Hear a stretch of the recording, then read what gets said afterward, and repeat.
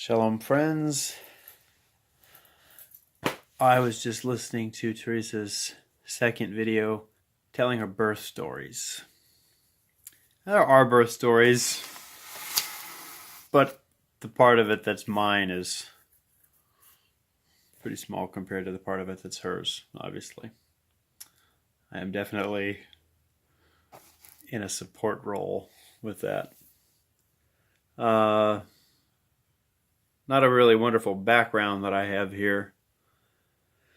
But this is my garage, my workshop. On the other side of these racks here, there's a little bit of space I squeezed over there for the laundry. And there is a freezer over there, but that's okay. That's kind of manly.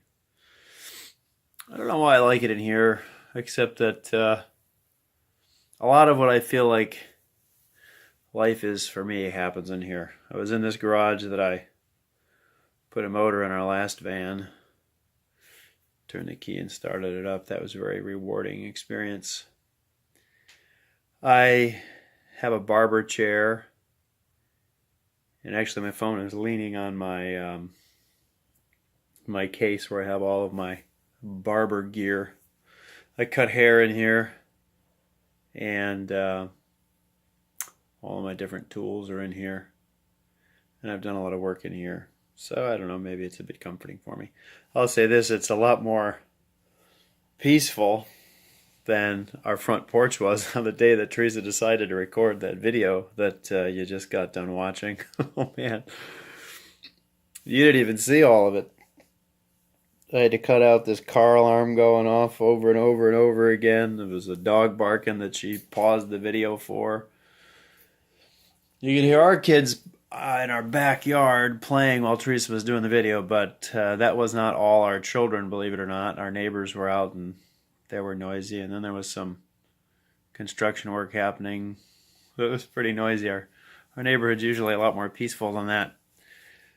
Her video, obviously, as you will know if you're watching this, was pretty long, so I'm not going to really be in a rush as I record this. I just want to try to get my thoughts out there. Isabel's delivery certainly was quite an experience for both of us. I didn't say a whole lot, I think, after her first video talking about Josiah, but I mean, I can't imagine what it's like for her to go through what she's going through being a man and seeing her as a woman deliver a child. And I wouldn't try to compare anything that I've gone through to that pressure and pain, the unknown of when it's going to come to an end, which I think is one of the difficult things that you've got to deal with. But I appreciated her message about suffering, and I share that sentiment with her. I've gone through some physical suffering. I've gone through some emotional suffering.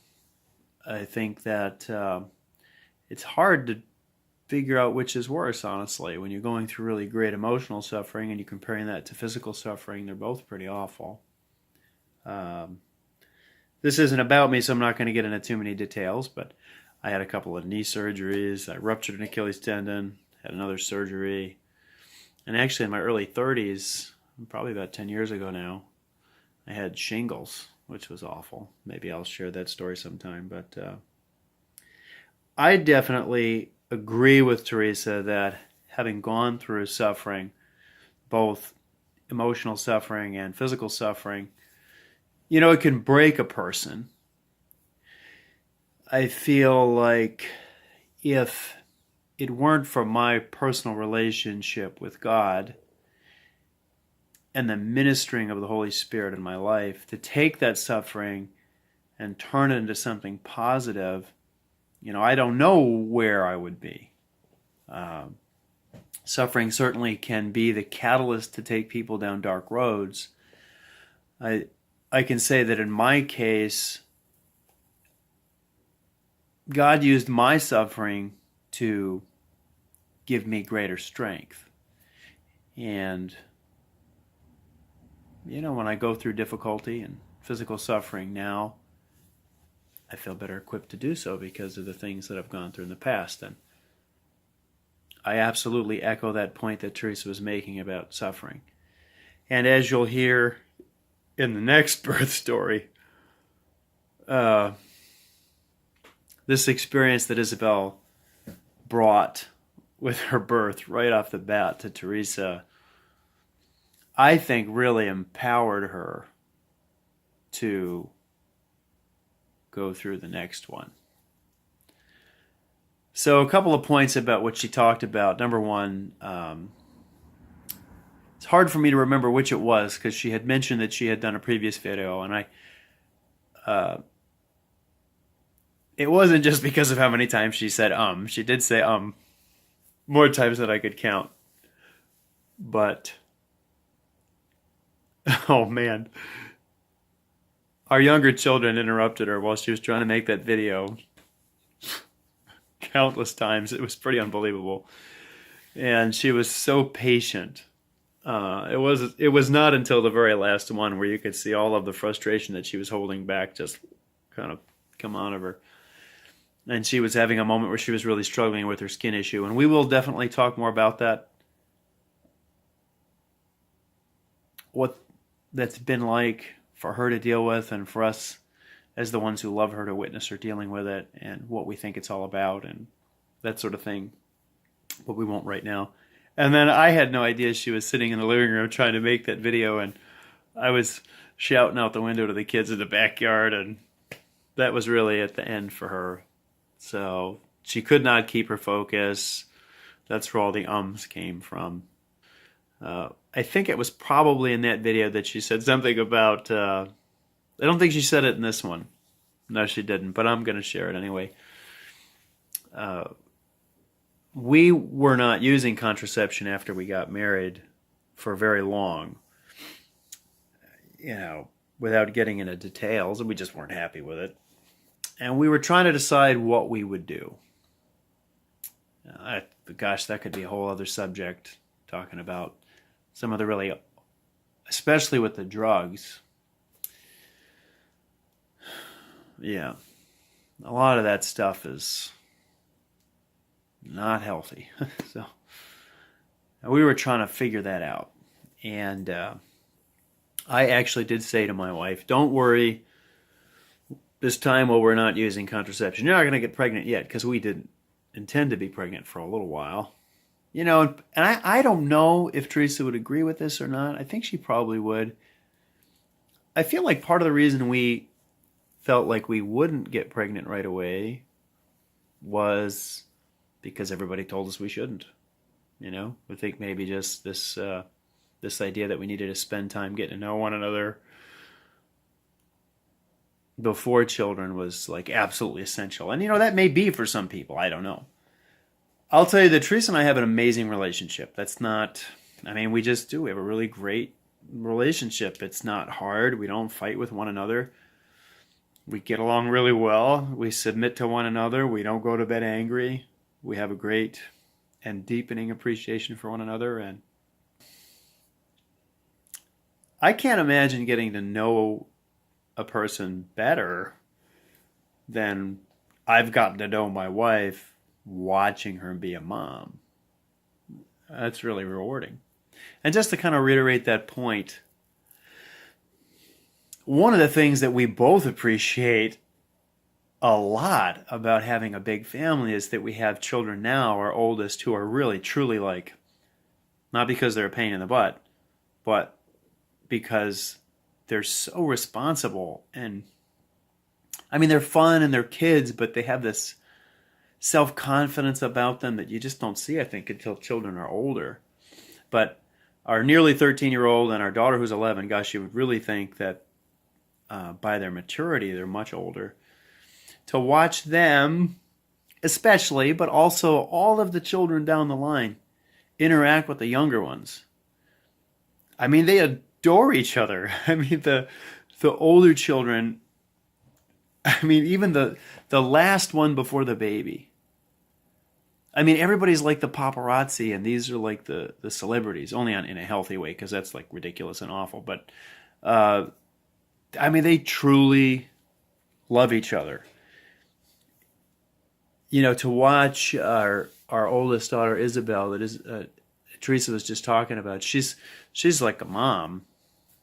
I mean, well, she's like a big sister, right? And she's an amazing big sister, and she has some motherly qualities. To watch her just ooh and ah and oh over the baby, and she's just lost in the cuteness of the little ones. Gosh, as a parent, like that is, it's hard to put into words how special it is to witness that. Um, and so in the same way, to watch my wife be this incredible mother, I mean, how could I learn more about her?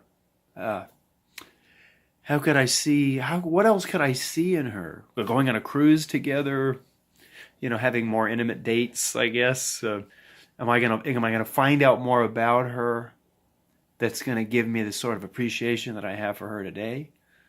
I actually spoke to her and told her that God knew that we weren't ready to have any children. And so it was okay that we hadn't figured out what our contraception was going to be yet, because we weren't going to get pregnant. Believe me or don't believe me, I'm certain now, as I was then, but I was still maturing in my faith, I was pretty sure then that I was not speaking something that I should be saying. I was not absolutely certain that that was something God was telling me. I was just trying to tell her that and believing it in my mind. I've since learned to keep my mouth shut better, unless I'm really sure that God has said something to me. So I was clearly wrong about that. Now, at the time, I was 27 when Teresa and I got married. I'm 41 years old now. I can barely keep up with our 13-year-old son running a mile, and I'm in pretty great shape right now for my age, actually, I think. I don't know a lot of fathers my age who are going out and running as quick a mile or two or three with their 13-year-old as I'm running with mine. And let me tell you something, the kid is like 5'8". His legs are nearly as long as mine, even though I'm 6'1". And he runs like a gazelle, He's going through puberty. He's got buckets of testosterone flowing through his body, and he's putting on muscle every day. Even though I'm stronger than he is, his recovery time is like instant. And his endurance is, well beyond. I'm going down the hill at this point. I'm doing great for 41, but I'm on my way down the hill. He's just on his way up the testosterone man hill. So I've got 5 sons after him that I would like to go run with. I mean, I want to run with my daughters too, okay? But I'm saying I know as a man who was a boy and a teenager, I was determined to catch my dad. I had that competition to measure myself up against my father. And I don't want to be sitting around on my lazy butt, not able to get out and run with our last son. At least to some degree, like I'm doing with my oldest son. So I guess I really kind of lost my point, which happens to me sometimes. Sometimes it's late, but 28 years old I was when Josiah was born, and God knew. God knew. I didn't know. I would have ran for the hills probably had I known. No, I wouldn't have, but I would have been tempted to.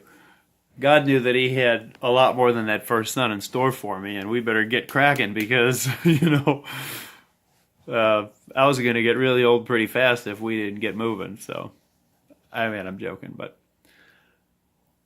when Teresa had told me that she had never considered this before. In fact, she thought it was crazy the first time she heard of this idea of letting God choose when to open and close the womb.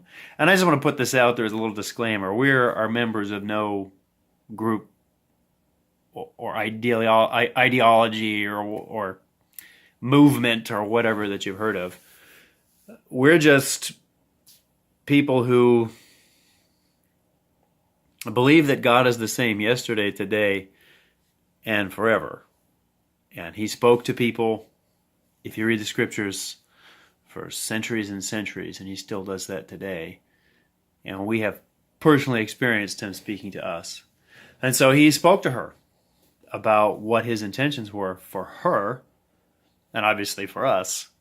And I will just say that she tried to talk about that with me more than once. She tried to bring that up, and honestly, I was acting a bit like a child. I was, going through my divorce, as I'd mentioned in the videos that Teresa and I've made about how we started, where we came together as a couple. That time for me was really my maturation process, going through a trial that really tempered my faith and made me stronger in my faith in God.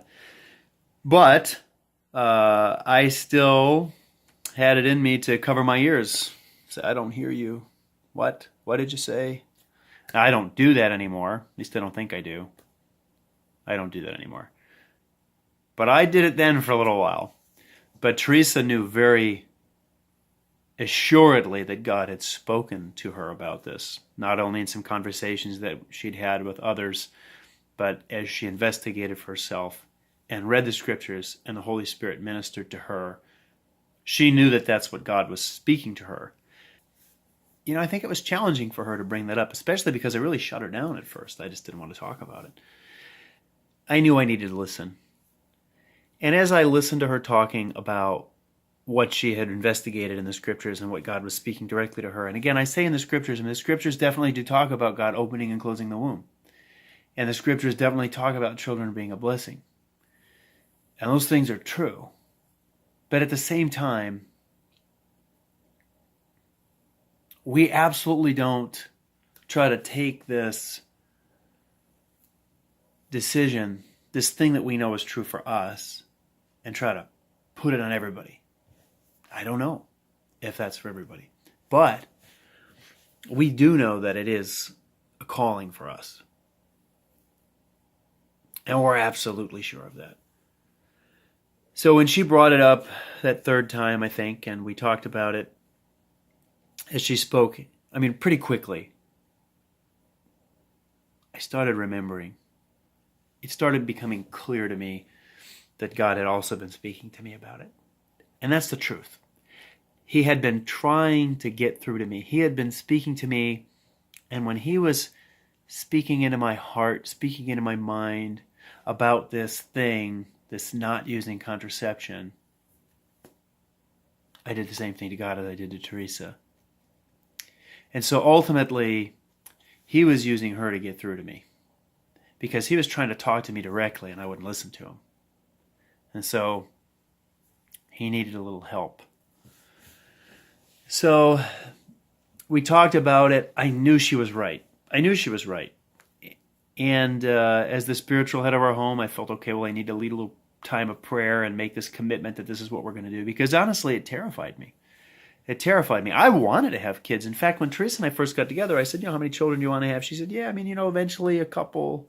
I thought maybe we'd like to have 4 kids. And she wasn't really sure she wanted to have 4 children. I love children. I was always that guy when I'd go to both on my mom's side and my dad's side, I'm like one of the oldest cousins, And so I would be on the trampoline at a graduation party at 17 years old, and all the little munchkins would be bouncing around me. I was like the Pied Piper of the children. I worked in youth ministry. I'm 41 years old. I take my children to the playground. I don't sit around on my phone. I play with my children on the playground. And I'll tell you what, I get a lot of parents probably rolling their eyes at me. Look at this idiot, I'm having more fun than the kids. And I'll be a monster and I'm chasing all my kids around on the playground. And no joke, it's basically like without fail. Everybody else's kids are like, hey, mister, will you play with me too? Can I play with you and your kids? And, next thing I got everybody's kids running around. And their parents never get mad at me, but they're kind of looking at me like I'm a fool, but whatever. So I wanted to have children, but, not an unlimited number. And I was thinking not so much about how old I was. She was in her early 20s. Her birthday came a week later. And, I thought, gosh, she could have a lot of kids. We could have 20 kids. Now, that's a scary idea. And honestly, as crazy as it sounds, it doesn't seem all that scary to me anymore. I can't imagine it, having 20 kids, but I don't think we will, but we'll see. then it was terrifying. So we started praying, and that was, I've had prayers like this before where it was really hard for me to just speak positively. I could not tell God, I know this is what you want us to do. And I kept starting to pray, well, God, if you want to, well, God, this thing that we think you want us to, and I really never could finish the prayer because I knew I was copping out. And I don't know how many times I stopped and started, but eventually I had to just say, okay, yeah, you want us to not use any birth control and trust you to decide how many children we're going to have. So somewhere along the line, I felt like God had given me this idea that we'd have 7. And I don't know if that was just me. I think what it was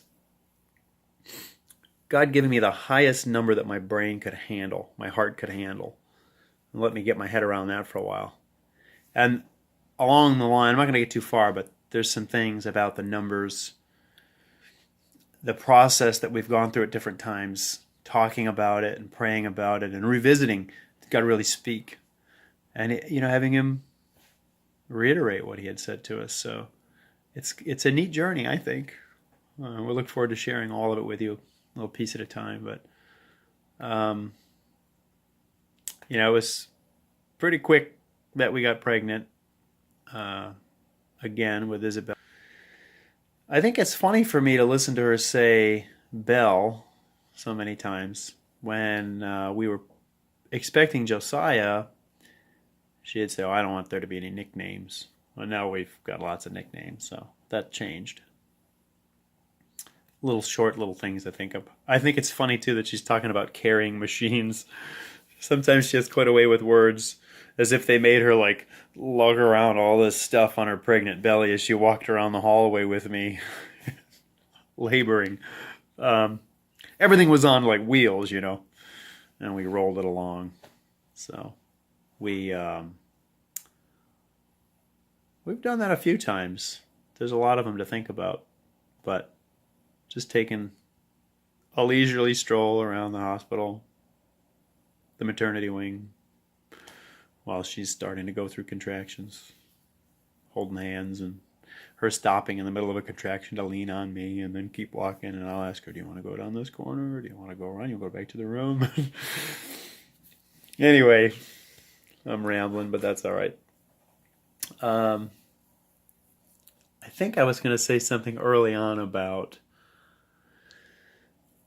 how being there with your wife while she's in labor is not easy for us guys either, is it? If you've gone through it, you know what I'm talking about. I think Teresa makes it easier for me because she's not one of these people who's mad at me or anything, and she doesn't get overly emotional. I mean, she is emotional, and it is very difficult for her. But I feel like what my job is to talk little, to be ready. And I've really settled into a kind of routine. I think when I consider what it was like in that birthing room with Josiah, I was this, well, what do you want? What do you want me to do? What should I do next? Hey, do you want me to do this? Do you want me to do that? And I probably didn't shut up, which you might tell just by listening to my videos that that's something I have a propensity for. But I've learned to be quiet. In fact, to just relax. She's laboring. I can't do anything for her when she's in her early labor. It's building up. She's preparing. I'm just trying to really be tuned into what she needs. I sit down and I rest. I'll read a book. I'll pray a little bit. She'll tell me what she needs. I jump to it. And I'm getting prepared for the emotional shouldering of some of her burden. I don't know how else to put it. I know that, that's ultimately the most help that I can be, is to see when she needs me to pray quietly with her, to encourage her, to tell a joke, make her laugh. She's heard most of my jokes, so I always say to the children, like when I get her to really like laugh out loud, I say, "Remember this day your mom laughed." I used to have her laughing all the time. I mean, I'm a funny guy. People who know me, they would agree that I tell good stories and I'm funny, and I can pretty much get anybody laughing that we're hanging out with. And sometimes I'll say something funny to get one of the nurses or somebody else who's in the room laughing, and that'll get her laughing too. Just kind of feeling that out. But then just as she's going through her labor, it's a spiritual thing. It's a mystical thing. It's hard to really explain it, but just in an unseen sort of way, just take on some of her burden and sort of carry it for her, just to lighten her load a little bit. And I feel it. I feel it. I feel her struggle. I feel her emotional burden. I feel her questions. I feel her doubt.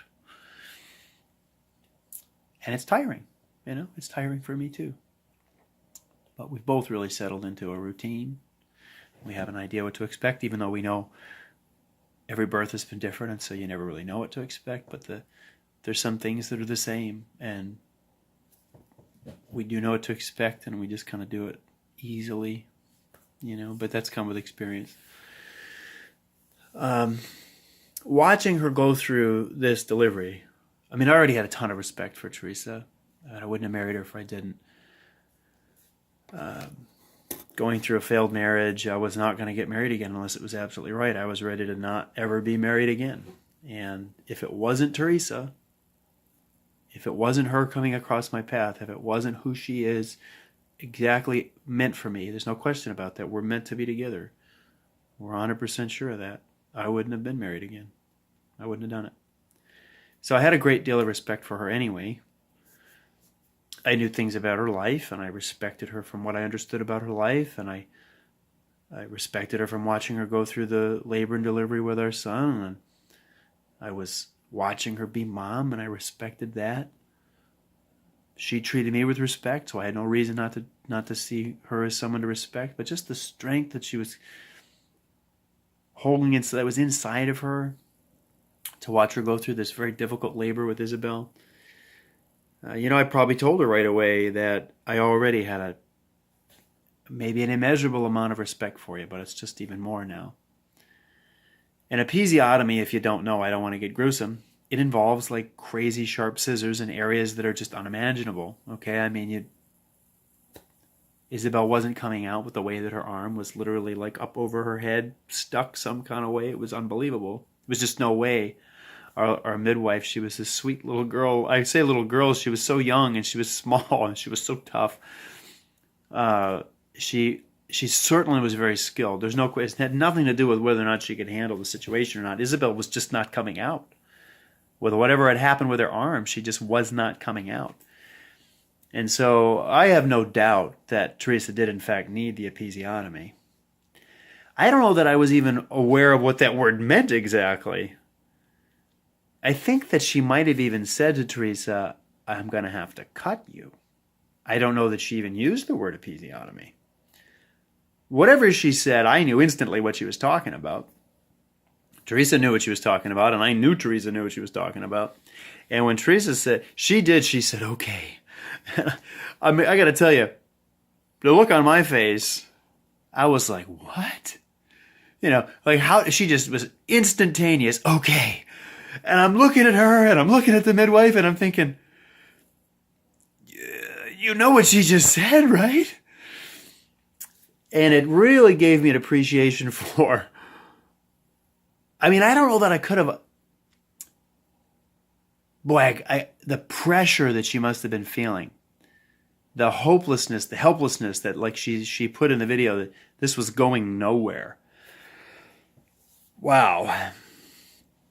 I grasped the idea when she said, "Okay." And yeah, she's not kidding when she screamed.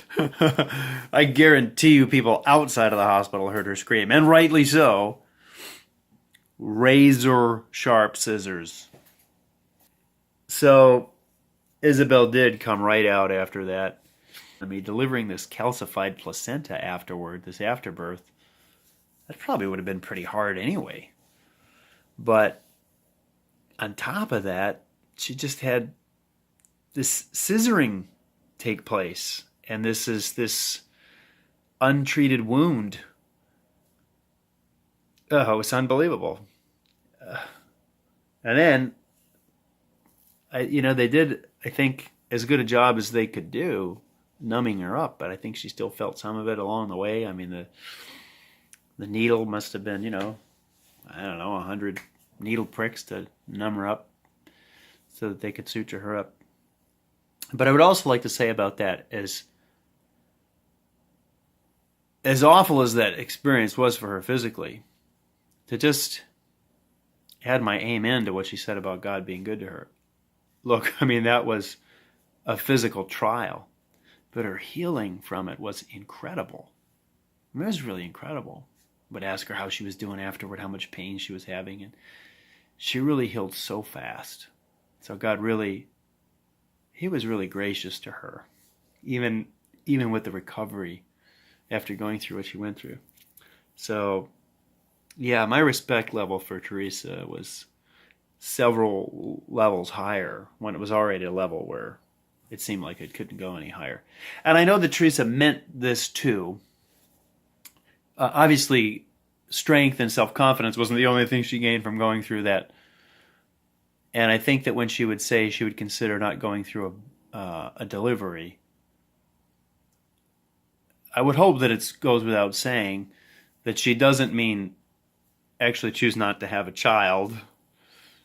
Never would she choose not to have Isabel. And, Isabel was actually a pretty difficult little girl.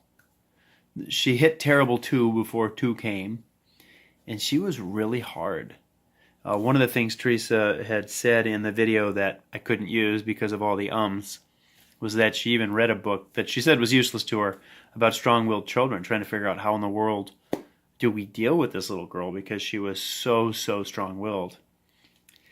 And, we learned with God's help how to deal with that, and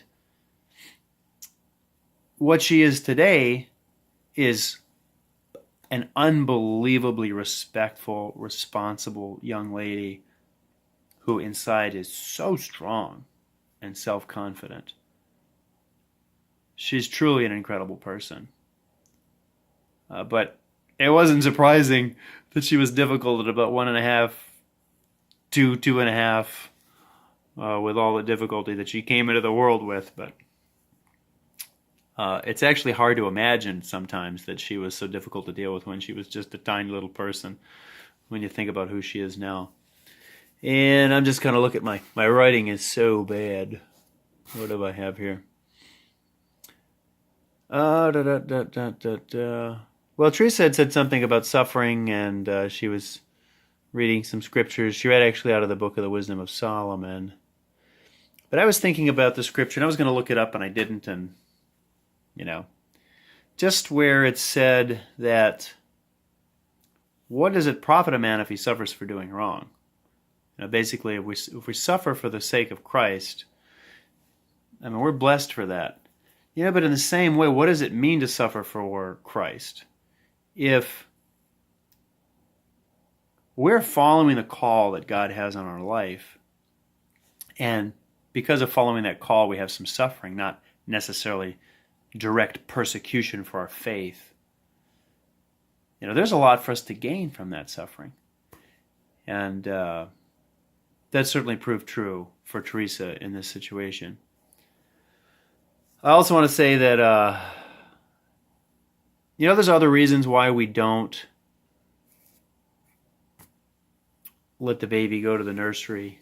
And I'm not sure exactly how much that we'll get into, but certainly, yeah, a nursing mother is giving off relaxing pheromones. Baby needs to bond with mom right away. And, in that last term of pregnancy, ears are developed. And that little person is really near the end. I mean, they're ready to be out. I mean, the last thing that develops is the lungs, and that's the biggest issue that babies have when they come out is their lungs haven't finished developing, and they've got to just take care of them in the NICU until their lungs fully develop. But they're whole people. They have a great deal of understanding. And I'll tell you, I'm absolutely convinced that they know all of our voices. Now, certainly in the womb, they hear us.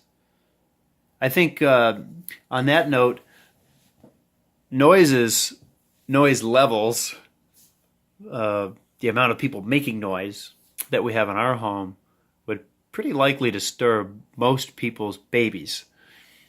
But our later children, they could be sleeping right in the middle of a football stadium, probably, because they were relaxing in the womb all that time after their ears developed, and their brains were processing the sounds that were coming in and hearing all the noise that happens in a family as big as ours anyway. And sometimes the really little ones, I think they're more comforted by the noise, and sometimes they seem to not sleep as well when it's too quiet. Anyway, that little one knows Dad's voice and knows the voice of brothers and sisters and certainly knows Mom. And I agree with Teresa. It's a sad thing to think about that poor little person wrapped up in that little incubator basically by themselves when they should be held by somebody almost every minute if possible when they're brand new. So, yeah, they stay with us. I'm just seeing here that I wanted to just comment about Teresa's skin issue, but we'll get into that on another time. And I think my last point that I wanted to make was just about my shared appreciation for what midwives do. And probably doulas. We haven't had a doula, but midwives. I would like to say that we had a wonderful OB. The first delivery. We loved her. She was great. And we did not use the midwife because we weren't happy with our OB, but we were very much impressed with that experience.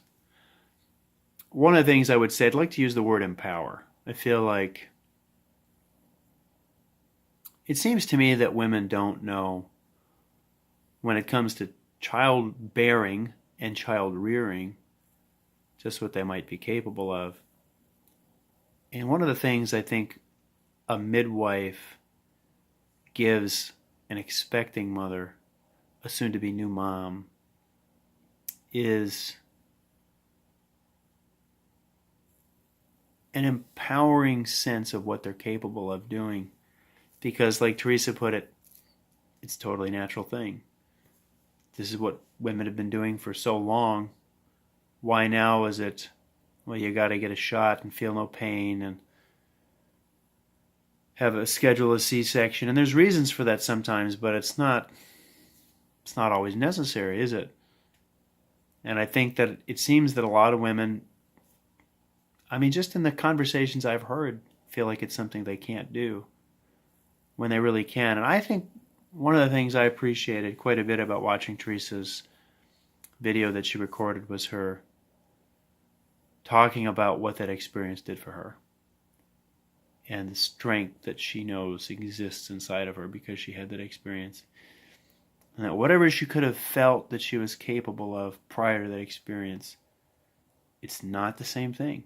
And you simply cannot accurately compare it to having had the experience and the confidence that comes with knowing, truly knowing, not just thinking, what you're capable of. I don't think I have anything else to share. So,